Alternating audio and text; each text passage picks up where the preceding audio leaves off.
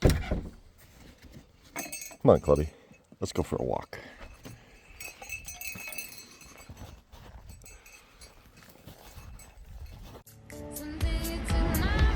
God, I love that flag. I knew that this was the day. They took my phone to say that I'm better off running miles away.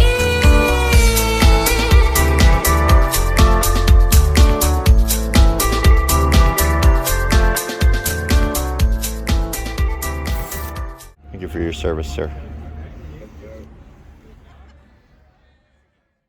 Don't really like the terminology used there. Again, it is translation, so you can't really hold them exactly to words used. But, So, I kind of had an epiphany the other day.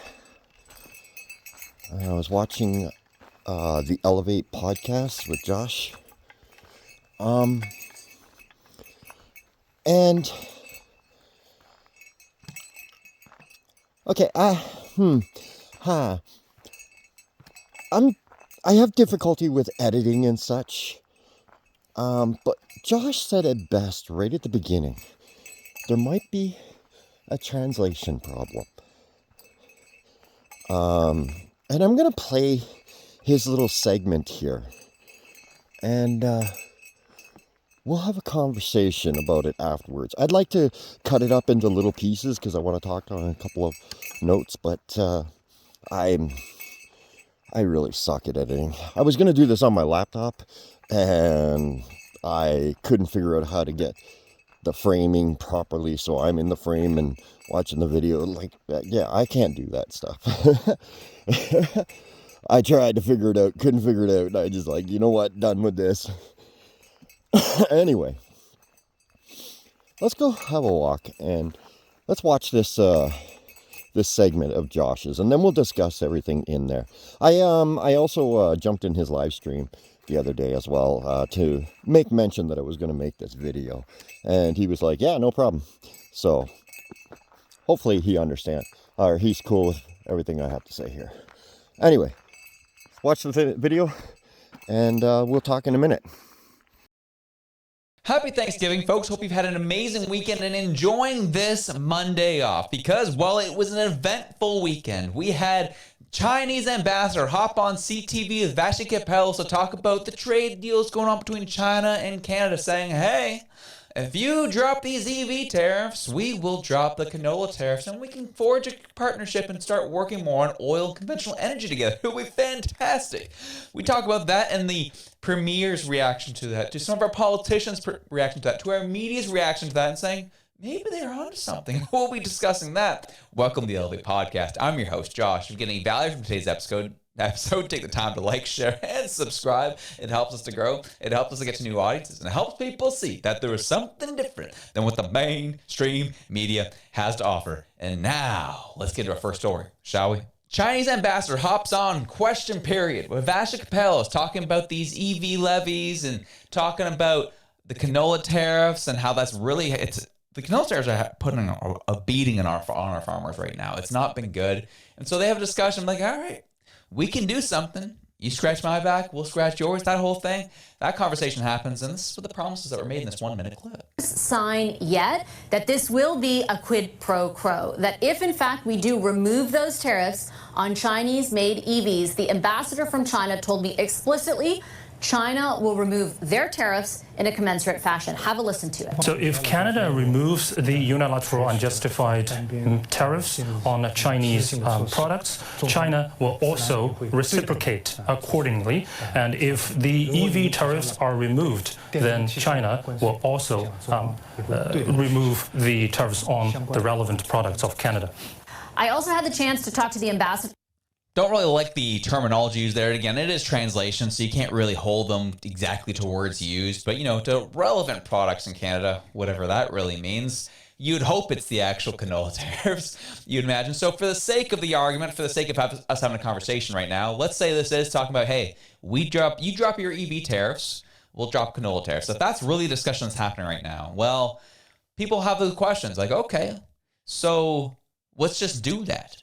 Make it simple. And I'm seeing the sentiment across the political aisle, the left and the right, just drop the EV tariffs. We'll get cheaper vehicles. We'll get our farmers back into access to a market that's been closed out to. Even heard their ambassador say right there that, these tariffs are unjustified unilateral tariffs. Let's just get rid of them. They don't need them. We don't need them. And, well, the pressure is currently working because Wab Kinew came out with a letter saying this: Dear Prime Minister Mark Carney, I'm writing to urge your government to seize the opportunity presented by recent remarks from the Chinese ambassador to Canada. He indicated that China is prepared to lift its tariffs on Canadian canola and pork if Canada removes a 100% tariff on Chinese-made electric vehicles. This is a critical moment. The retaliatory tariffs imposed by China have already caused steep price declines for canola, threatening the livelihoods of thousands of Manitoba farmers and stability of rural communities. The tariffs are also causing steep losses in the pork industry. One large vertically integrated producer is noting a $19 million negative impact on an annualized basis. Every day these tariffs remain in place, the harm to prairie producers deepens. Canada's trade policy must balance long-term industrial goals and national security with immediate economic realities, as well as the national responsibility to grow every region of Canada's economy. While protecting our automotive sector is important, the current approach has created a two-front trade war that disproportionately impacts Western Canada. The ambassador's comments offer a clear path to de-escalation and relief for our agricultural sector. And the things that Wab pointed out here are the things I addressed in my tweet yesterday, is that based on the ambassador's comments, China has us exactly where they want us.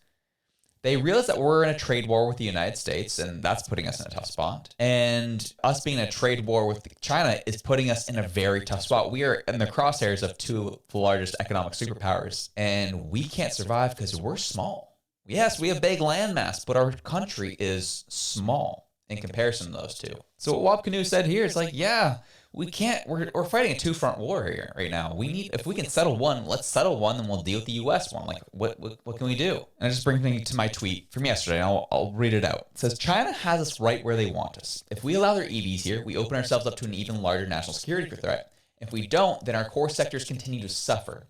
Much of their leverage comes from our lack of deal with the U.S. and pipelines to our coasts. Canadian sovereignty truly is at risk.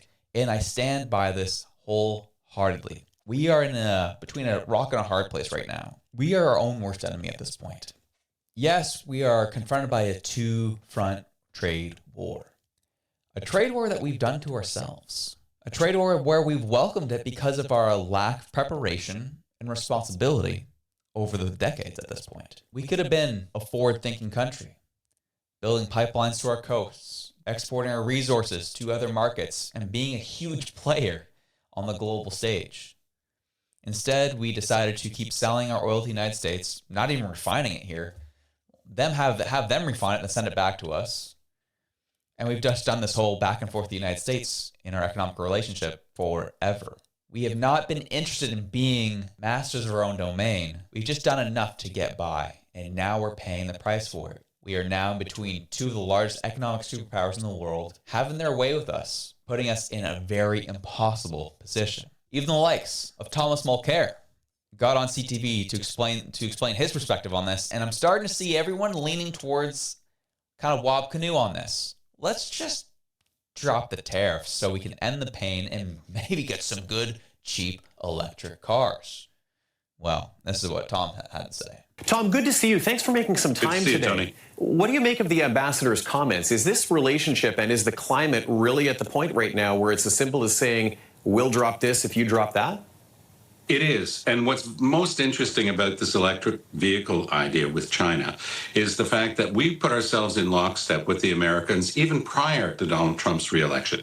The Americans were slapping 100% tariffs on Chinese electric vehicles, just affirming, because they had no definite way to prove it, that the Chinese were subsidizing illegally and that they had to be stopped. It was simply a question of market competition.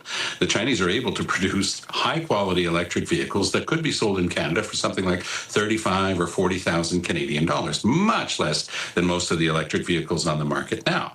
And consumers would benefit. But we put ourselves, as I say, we put ourselves in the same boat as the Americans, saying 100% tariffs, we're keeping you out effectively.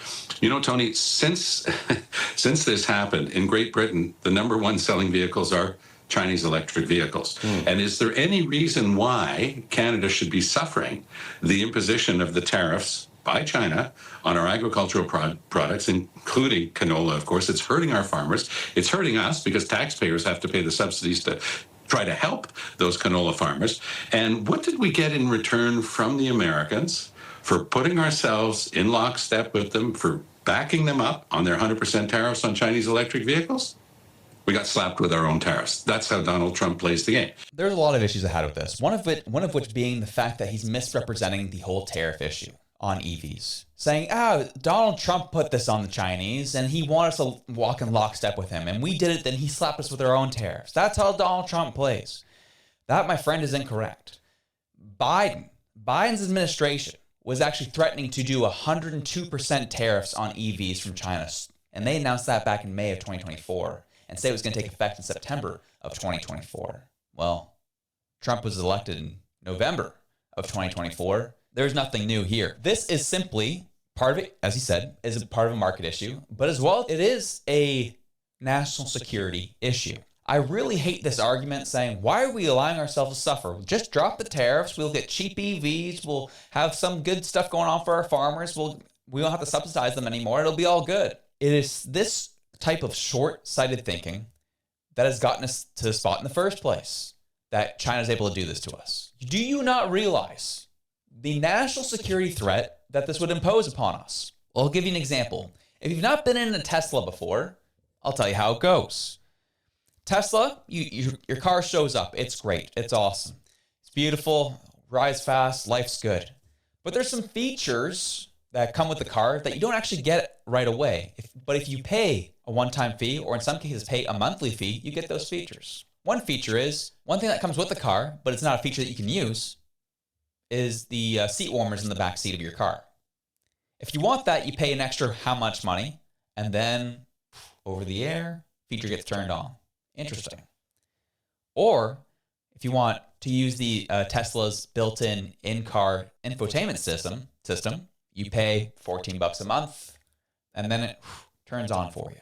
Or when there's another update that needs to come, that happens about once a month. An over-the-air update comes over, things change. UI changes on the dash, this, that, the other. Can you get where I'm coming from on this at the moment? This is the new technology that goes with cars now. And you want to trust that technology and bring all those cars over from China, from the same country that is working the Sinaloa cartels to bring drugs into our country. The same country that's been trying to undercut and undermine our political processes in this country, buying off our politicians and making sure they do their bidding for them. That's the country you want to trust. Or do you want to trust the country that has built up incredibly complex corporate structures in order to buy up as much land in Canada as possible in order to take control of our farming, take control of our housing, and skyrocket the prices on our housing? That's the country you want to give more access to our market with. You want to give them the access to our market with these incredibly cheap EVs, where they get over-the-air updates. Think for about 2 seconds if that's a good idea. But our farmers, I get it. The farmers are tough. But we need to figure something else out, because this is not an option. We are already getting picked apart piece by piece, and you want to just make that process go faster with this, huh? It's not an option. It's not an option. What we do need to do is start taking our trade practices a lot more seriously and extracting the same amount of leverage back on China. They can just tariff our canola, sure, but you darn well need to start working your tail off to find other markets to undermine China. You have to. You have to. But instead, you want to sit back, watch this whole thing play out, see our farmers suffer in the process, be like, oh, see, they're suffering. We should just allow China on in. We've already done it enough. Our politicians have already sold out enough to China. We don't need to do more of it. Well, that was a minute to me, and to you guys a little longer than that. All right, let's get into this. Like I said, I think Josh nailed it when he said that it might be a translation problem at the beginning of that.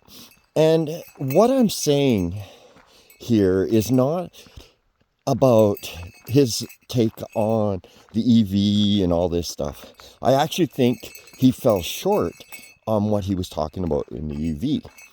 But I want to talk about the mainstream media first in this little talk. The mainstream media is losing out to new media. And I think the reason why they're losing out to new media, it's because they get lost in the translation. You see, the whole idea of human or us needing to have news in the first place is to find truths in realities that we exist in. Okay. And because we're always looking for truths, one second here, I gotta put my other glove on. And here, we'll put you up in the tree for a second while I put my glove on, because my glove won't start the camera.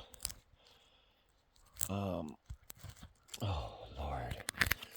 All right, never mind. It's not gonna sit in the tree. Let's see if I can put it on with my hand is freezing. You know, winter has come on pretty quick here. It was like -1 last night. All right, where was I? Okay. News media, we consume news media to get truths, realities, and understanding of events and situations and stories. Okay? And that's what news media is supposed to do for us. The problem is, in the modern news media, it's funded by government, so, don't bite the hand that feeds you concept applies. And they insist on sanitization for everything that they put out. And that's the problem. And that's also why they are losing the conversation in media, and why they're losing viewership and such. You see, you're watching this video because I add a layer of context to what Josh is doing. Okay, what Josh said to you just a few minutes ago. I'm going to add a layer of context to that in a minute here. I want to get to this media thing first. And Josh was adding some context to media's conversation. And everybody watched Josh's video to get that added context. And this is what new media offers. And this is why new media is so important, and why it's so much more, why it's exceeding traditional media. You see, when we look at truths, we want to know the whole truths, and we want to know full stories and such. Well, the news media, they always sanitize everything. If you don't look the right part, or you don't agree on the narrative that they're trying to spew, if you're controversial in any shape or way, shape, or form, you're not going to be on their channel. And you're not going to be part of their conversation. So they need to screen out who's going to be on, and what they talk about, and what their ideals are, They sanitize.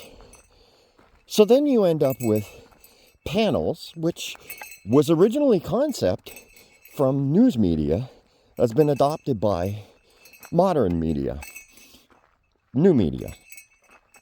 And the idea behind panels was you had these controversial or conflicting perspectives on a panel that were constantly debating situations or stories.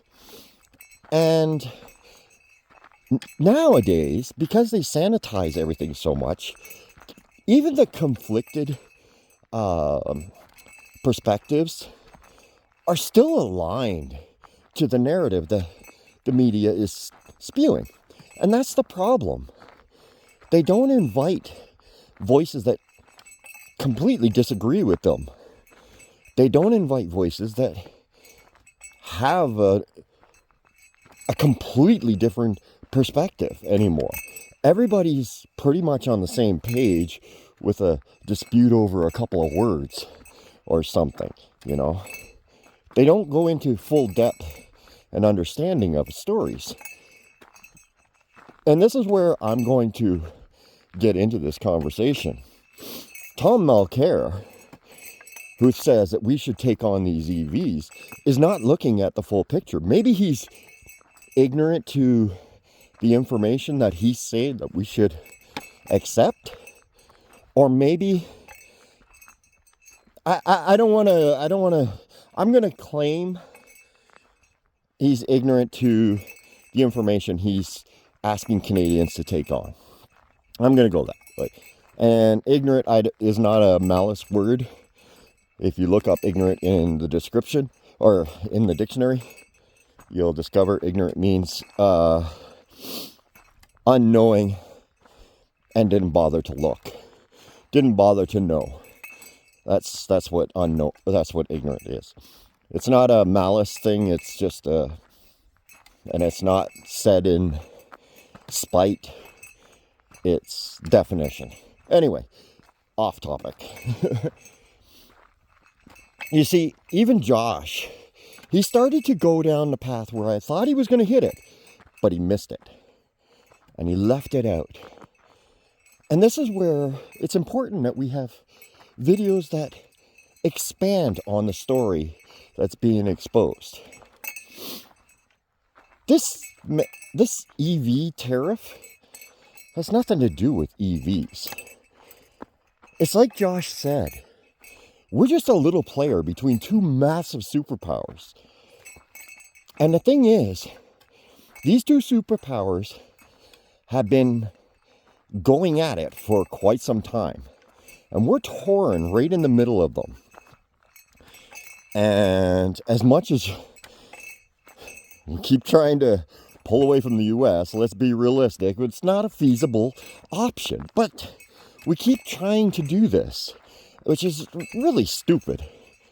If you think about it, if we're such a small country, why do we want to invite American adversary to their borders? Do you think the Americans are going to sit back and allow that to happen? No. And that's why we can't accept these EVs into Canada. And that's why we have these EVs tariffed in such a way. We can't drop that EV tariff. It's not that whether we want to or not. We cannot drop the EV tariffs. And if we do, we invite a massive retribution from the United States. Because, you see, back in the early 2000s, there was a tech company that was caught spying on U.S. government and stealing technology from other American companies. And that company is called Huawei. And Canada's already been caught up in this before with Huawei, where we ended up seizing one of their people for the US for extradition. And then we decided, well, the Chinese thought, okay, they did the exact same thing back then. They said, oh, you want to go after one of us? All right, fine. They claimed two Michaels who sat in jail in a Chinese jail for over 1,000 days over this. Okay? It's no different than the EV tariffs in our canola industry right now. But we sat there. They sat there for 1,000 days over this. And they only got released when we released that Huawei executive. Okay? A Chinese tech company who's stealing technology to stealing proprietary technologies, sorry, let me rephrase that, to claim as their own. Then we fast forward. Actually, let me do it this way. The telephone evolved, okay, from a landline in your house to pagers, to cell phones, to the smartphones we all use and that I'm recording with right now. Okay? All through technology. And the modern era, data is everything. Okay? And Josh touched on it again in his video. And this is the thing that sparked my idea, which then the idea sparked the thing, hey, the media, the reason we have a problem with the media is they're not giving a full picture. And every perspective we add onto that picture gives us the fuller picture and the more truth. It's like a multi-layered cake. We all want to eat the cake, which is the truth. But in order to get the cake, we need to first add one layer of cake. That's the traditional media. Then we add some icing on there, which is Josh, in between the two cake layers. And then we add in somebody else's opinion. Mine. Why not be selfish? Add in someone else's opinion. And that's the icing on top. And the little flour dollops that you see on top of a cake, just so that we can have a beautiful cake. So we can consume a beautiful cake. The truth. That's what modern media is about. It's adding perspectives. Perspectives that are not permitted on traditional media. Because they're not sanitized. And in the modern world, data is the new gold. Data is everything. But Canada, or the United States, had decided that, this company that was spying for the Chinese government was no longer permitted to do business in the United States. And so they put out a ban.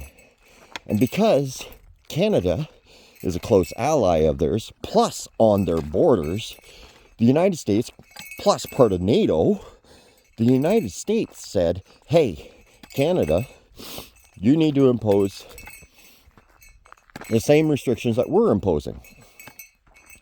And that you can't have Huawei building your 5G networks. You can't have Huawei in your businesses, whatever. Huawei needs to be banned because they're a spy for the Chinese government. You fast forward, and that was back in, 2018, I do believe? All that stuff came through? Something like that. 2019? Either way. You fast forward, and now, Josh touched on it again. He said the Tesla vehicle comes with features that they can just turn on if you subscribe. Well, let me explain something to you. Those features that they can turn on, the reason they can turn them on is because of some of the chipsets. I'm sorry, it's cold out here. My nose is running. It's because of the chipsets in them. And who creates the chipsets for China? Huawei. Well, the Chinese government realized Huawei's a problem. They're not allowed to do business in Western countries. So what have they done? They've subsidized their electric vehicle companies, BYD or whatever, to the tune of $3.7 billion over the course of 5 years, up till 2023, I think it is. I think that was the latest data that I saw, was up till 2023. $3.7 billion. They have subsidized this industry. And it's going to come with the same features that Tesla does. Where if you want to activate a feature of your vehicle, well, you just poof, turn it on. Subscribe, and all of a sudden that feature is active. Well, that's the same as the Huawei cell phones and the Huawei 5G network, was that buried in that software was reporting back to the CCP. Now, are you telling me the CCP is not going to take that technology and not push it into another market where they can access the North American market? Huawei is also starting to build EV cars. So you're telling me that we want to allow Chinese EV cars into Canada to save a canola industry. Now don't get me wrong, I'm all for saving the canola industry. I think something should be done about this. But I think we're missing a bigger picture on the security of Canada. Because what do you think's going to happen if you turn around and invite Chinese technology into Canada on the US border and this technology is monitoring everywhere it goes.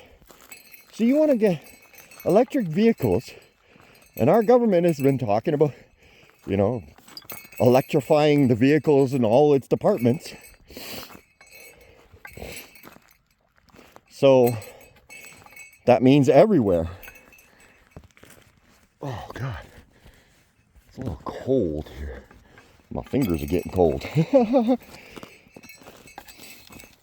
So all this technology is now going to be fed back, all this data collection is fed back to the Chinese government. And you think this is okay because it'll save our canola farmers. Well, that's just dumb. It's almost as dumb as our government saying they're doing everything in their power to help our canola industry, our canola farmers, to lessen the impact of the tariffs on our canola. Well, that's not entirely true, because India, just back in, what was it, July? No, August. Back in August, actually started importing canola seed from the United Arab Emirates. You know the funniest part about this is, the reason why they're importing canola seed from the United Arab Emirates is because their canola prices in India have been rising, and they're at exceptional levels. I think it's like $1,900 a bushel right now, or $1,900 a ton, or something like that. I don't remember the measurement that it is, but it's like $1,900 right now. So they started importing. You know the best part about all this stupidity? The reason their prices went up is because they're offsetting our canola that China's no longer buying.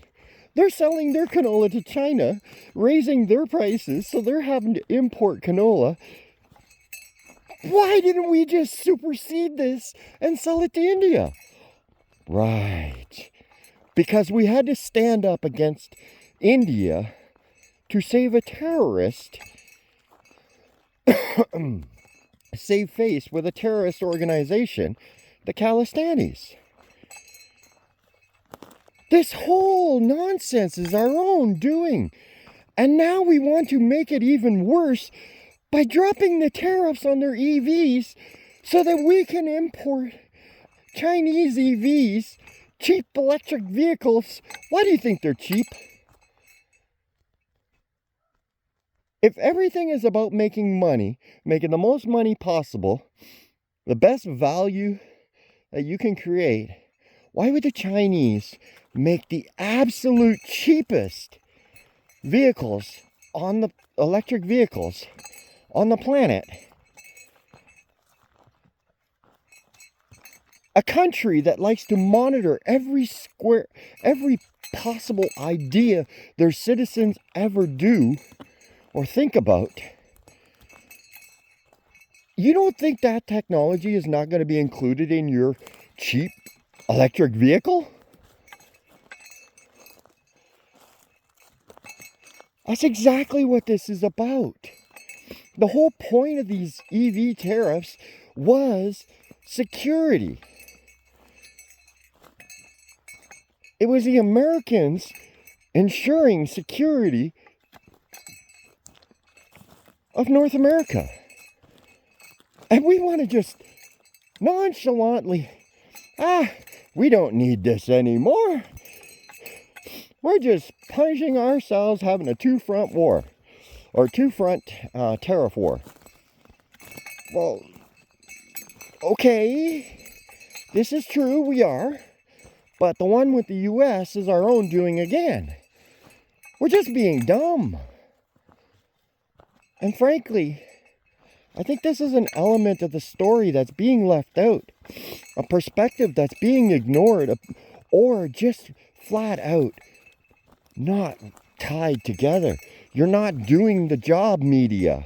Mainstream media is not doing the job, and this is why they're losing in the airwaves to modern media, to people like Josh and myself. Well, not really myself. I don't have the viewership that I once did. But it's why people are turning to people like Josh. It's because the media have chosen not to tell the whole story and leaving segments of this story out. So their story can remain sanitized. Well, Josh, I hope I didn't ruin your story, and I hope it adds a little bit of light that you may not have saw. And if you guys haven't seen him before, he's a good kid, man. I mean, he's really he does things really well, and he tries to be fair, but I'm sorry. Oh, man, I didn't think that one through. Hey, Josh, apologize for that one. I come from a different world than this modern world. When I say a good kid, it's an age thing. Don't take it as any type of malice or spite or nonsense of that nature. I just think you're a good kid. My kids are older than you, so it's like, that's kind of what, I don't know. Anyway, I feel justified now. All right, we'll talk. All right, guys, I'm going to leave it there. And, sorry, it's a little bit of a babble, ramble, but hey, we're out for a walk with Clubby. It was cold, so it's nice to get out here in the sun and warm up a little bit. Welcome to the Fringe. That sun's certainly warming things up. Even got my gloves off now. I forgot something. Don't run away yet. Sorry. Not welcome to the Fringe yet. Nope. Sorry. Nope. I take it back. I take my words back. I was wrong. There was one other little element I want to bring up. You know, at a time when we're crying, and I mean we are crying about our Canadian auto industry and our steel industry and our aluminum industry and our critical minerals, pick your poison. We're talking about importing electric vehicles from China. Is this a real conversation? Not Canadian made, GM, Chevy, or anything like that, or even Honda, Toyota, all that jazz. You want to, companies that actually have employees, Canadians for employees, and using Canadian resources. You want to say okay to Chinese EVs made in China rather than in Canada with Chinese resources. It's so dumb. I just don't get it. Yes, I understand the canola farmers are suffering, and yes, we need to solve this situation. Josh is right. This is not right. This is not the way. This is definitely not the way to do this. We are knee-jerking over something that is so vitally important to our society and our security, because if we can't have 5G, we can't have the Chinese chip companies making our 5G network for our cell phones and everything over security reasons. Why would we allow cars on our road that are constantly in contact with our grid or whatever have those chips in them? This is so dumb. This is so beyond dumb. This is just knee-jerk reaction. This is the problem with our government these days. We keep knee-jerking to everything instead of actually building a better Canada. Now, welcome to the Fringe. Hey you, I'm feeling it so. Hey you, now where do you go? Hey you, should let it flow.